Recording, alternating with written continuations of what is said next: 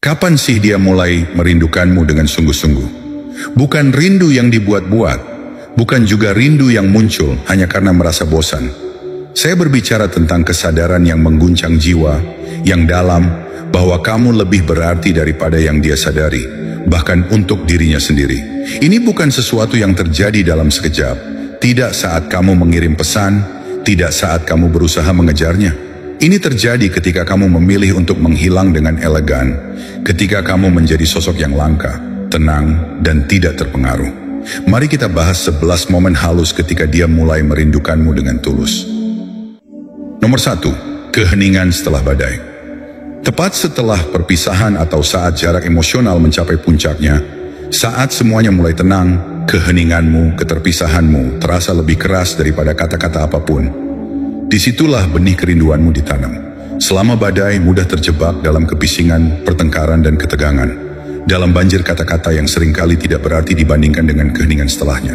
Dia mungkin telah mengucapkan sesuatu di saat emosi, begitu juga kamu. Tetapi sekarang, kamu memilih untuk tidak membalas, tidak bereaksi, tidak menjelaskan atau membela diri. Keheningan itu menjadi sesuatu yang tidak bisa diabaikan.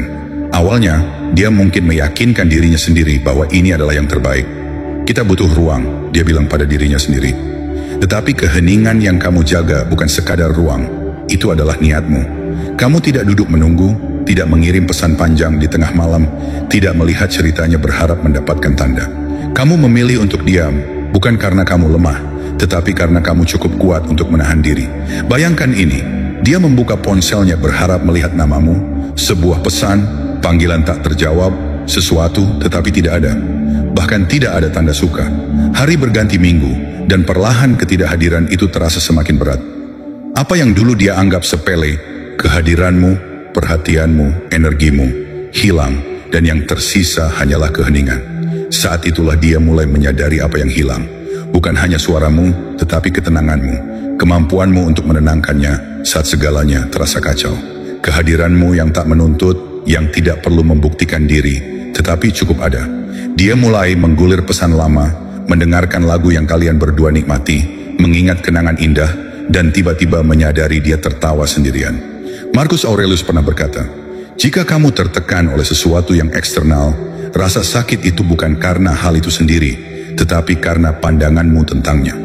Itulah yang terjadi dalam keheningan ini.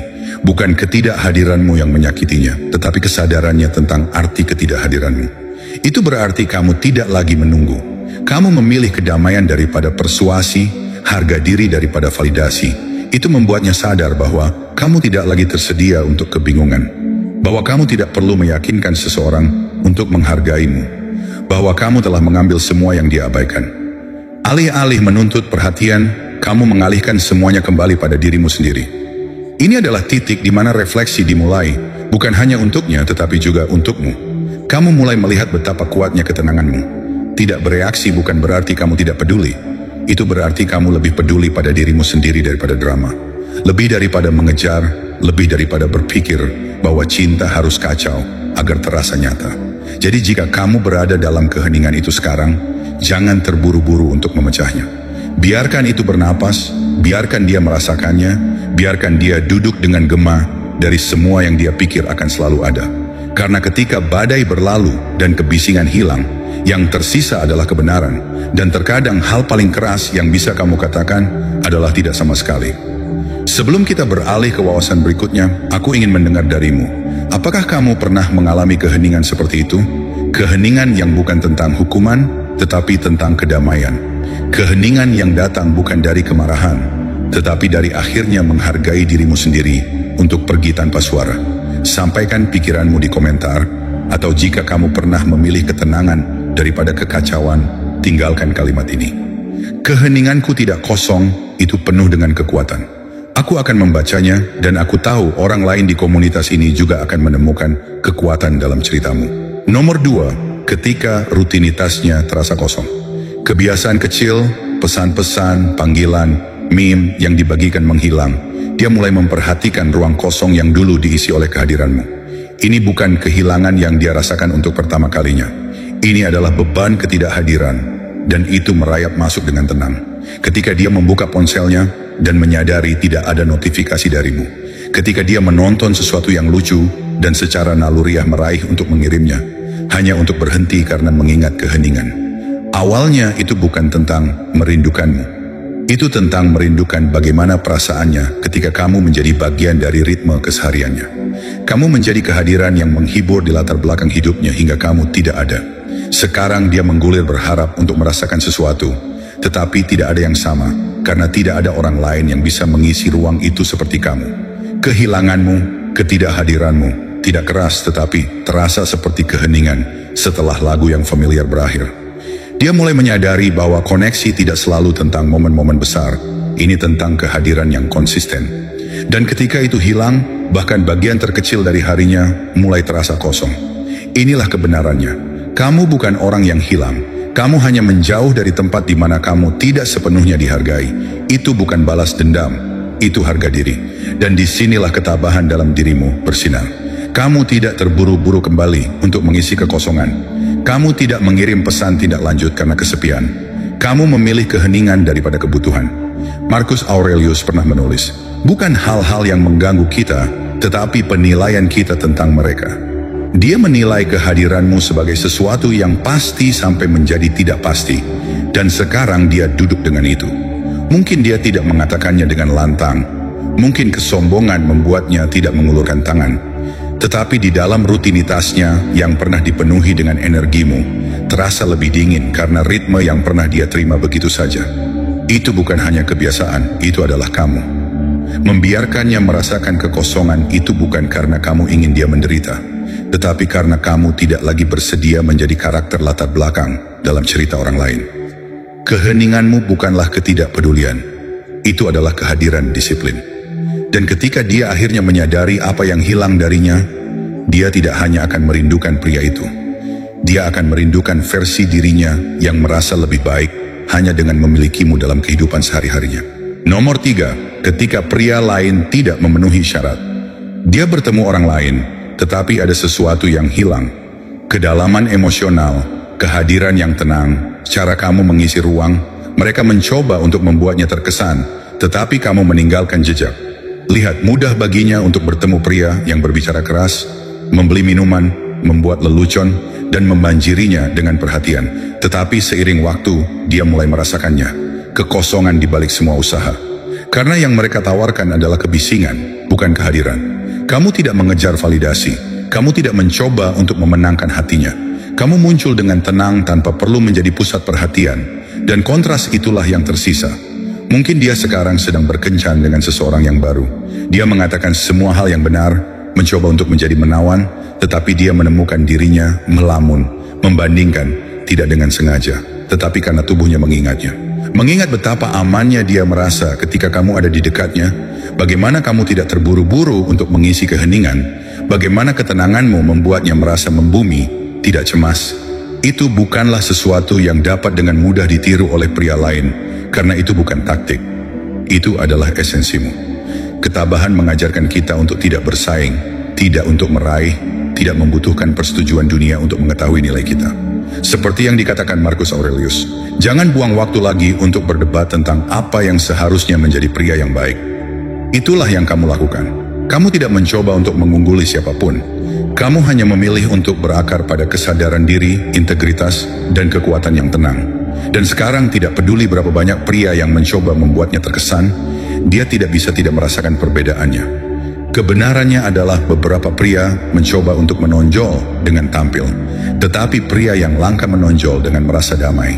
Ketika pria lain tidak memenuhi syarat, itu bukan karena kamu bersaing, itu karena dia akhirnya menyadari seperti apa rasanya kehadiran sejati. Dan begitu dia merasakannya, semua yang lain mulai terasa dangkal. Nomor 4. Momen cermin.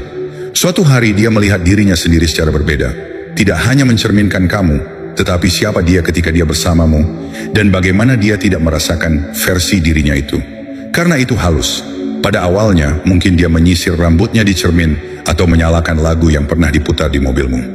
Tetapi tiba-tiba itu menyentuh, bukan hanya ingatanmu, tetapi ingatannya tentang wanita yang ada di sekitarmu. Kelembutan yang dia biarkan dirinya rasakan. Cara dia tertawa tanpa menahan diri, kemudahan di matanya ketika dia tahu dia aman, dilihat dan dihargai. Sekarang, refleksi itu tidak sepenuhnya cocok. Dia mungkin dikelilingi oleh kebisingan orang-orang baru, gangguan-gangguan baru, tetapi versi dirinya itu tidak muncul lagi. Karena itu bukan hanya tentang bagaimana kamu memperlakukannya.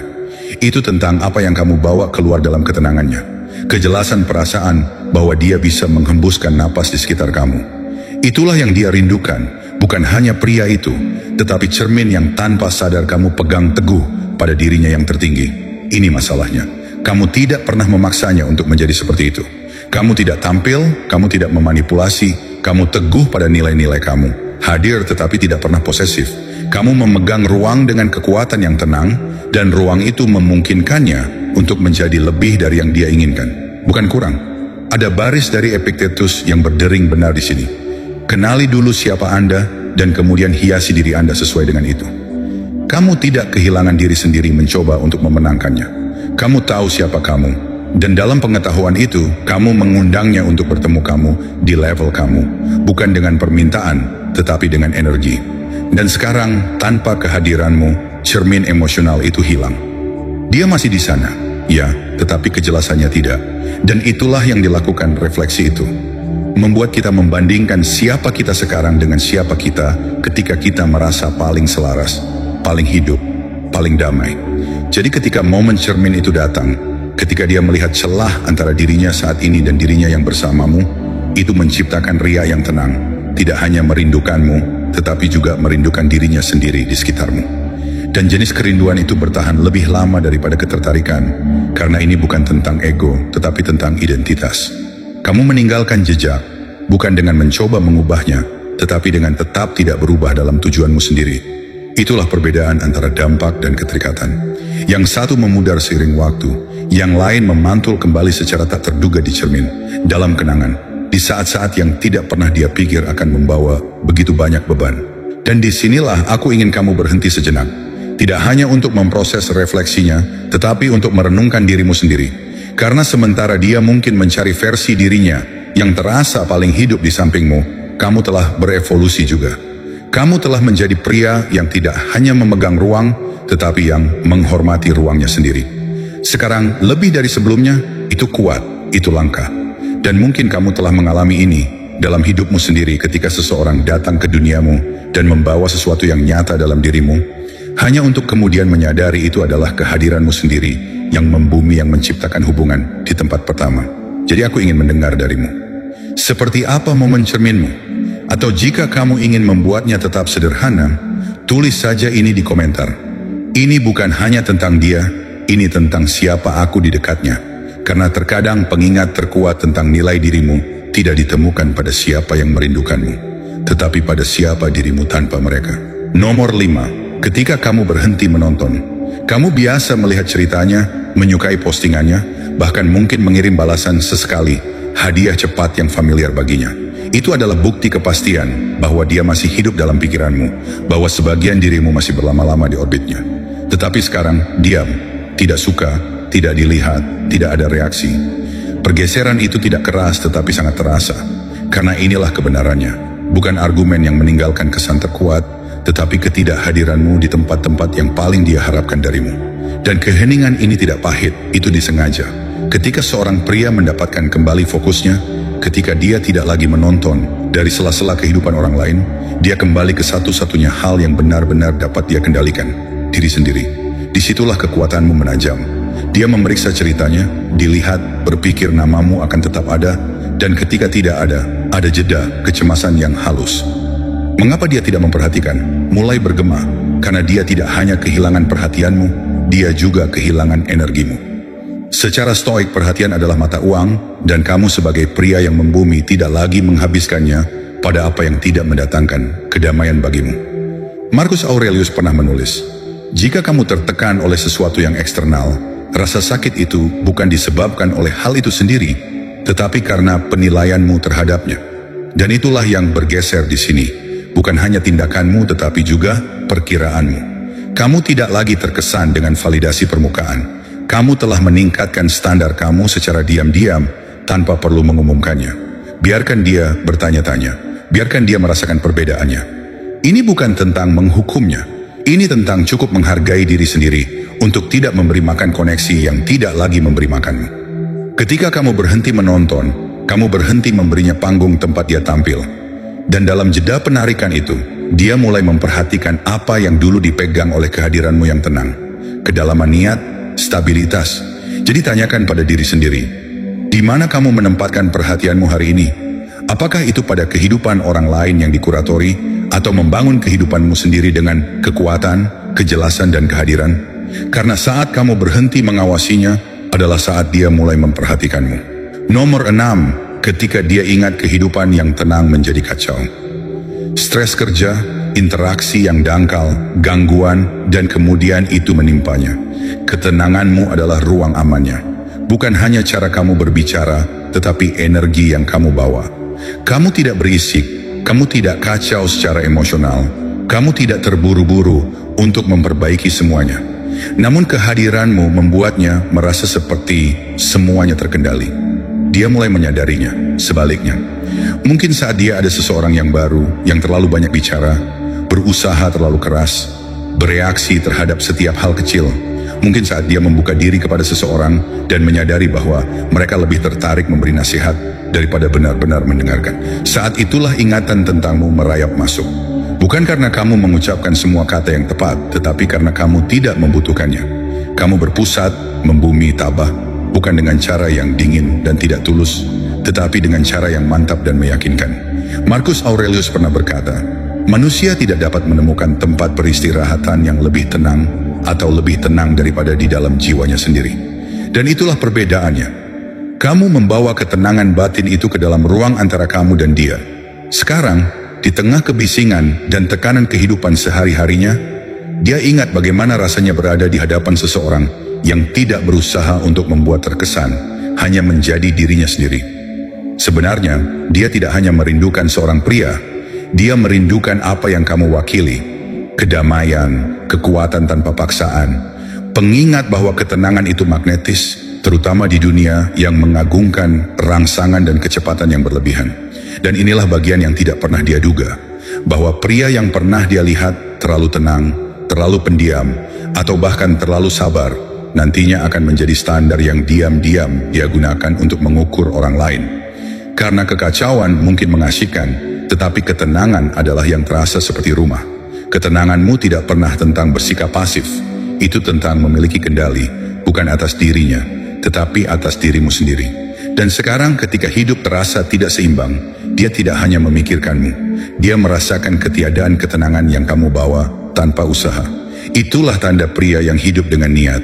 Kamu tidak hanya berbagi momen, kamu membentuk bagaimana dia mengalami rasa aman. Dan sekarang tanpamu, dia menyadari dunia ini berisik, tetapi kamu adalah kedamaian. Nomor 7, pemicu emosional. Sebuah lagu, sebuah tempat, aroma, tiba-tiba kenangan membanjiri. Dia tidak bisa mengontrol kapan itu terjadi, tetapi ketika itu terjadi, beban emosionalnya tidak dapat disangkal.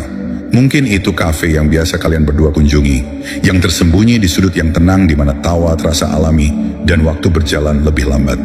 Atau itu satu lagu yang diputar secara acak, yang pernah dia katakan mengingatkannya padamu dalam sepersekian detik itu. Dunianya berhenti, bukan karena dia ingin merasakannya, tetapi karena dia tidak bisa menahannya. Kamu tahu, itulah hal tentang pemicu emosional. Mereka melewati logika, mereka tidak meminta izin, mereka menyerang dengan tenang, mengejutkannya saat dia sedang menggulir, mengemudi, atau berpura-pura baik-baik saja. Dan ketika mereka menyerang, itu bukan hanya ingatanmu, tetapi bagaimana perasaannya saat dia berada di dekatmu, aman, terlihat, membumi. Disinilah ketabahan secara halus masuk, bukan dengan sikap acuh tak acuh, tetapi dengan kehadiran.